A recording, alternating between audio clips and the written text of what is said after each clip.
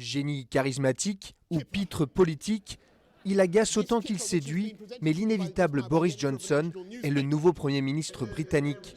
Accusé de mentir, de diviser, d'être incompétent par ses détracteurs, c'est pourtant le chouchou des conservateurs qui le voient comme le sauveur du Brexit. Éduqué dans une des meilleures écoles privées du pays et diplômé d'Oxford, celui que tout le monde appelle familièrement Boris est un pur produit de l'élitisme britannique.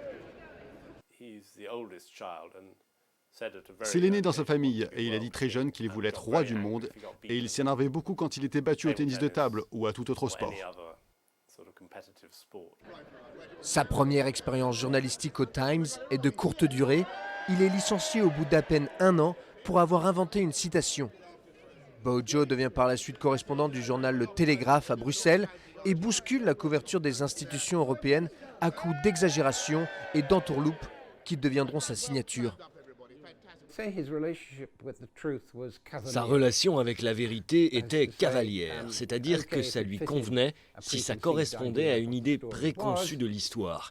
Mais il n'avait pas une relation très convaincante avec la vérité quand elle ne collait pas au récit simpliste qu'il apposait sur à peu près tout.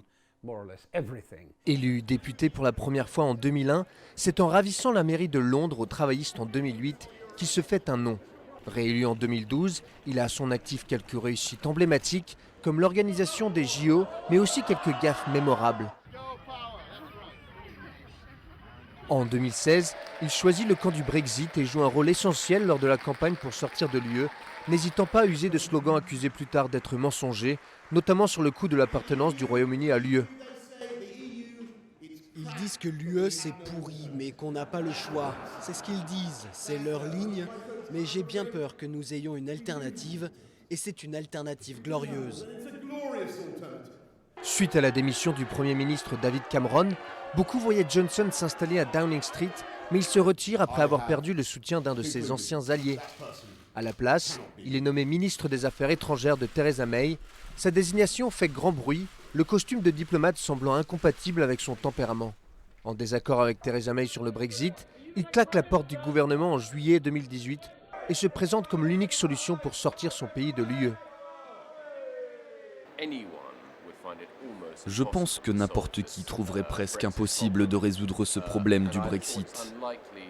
Et je pense qu'il est peu probable qu'il réussisse. Ce sera probablement une catastrophe. Mais il y a une petite chance que lui et son cerveau extraordinaire puissent y arriver.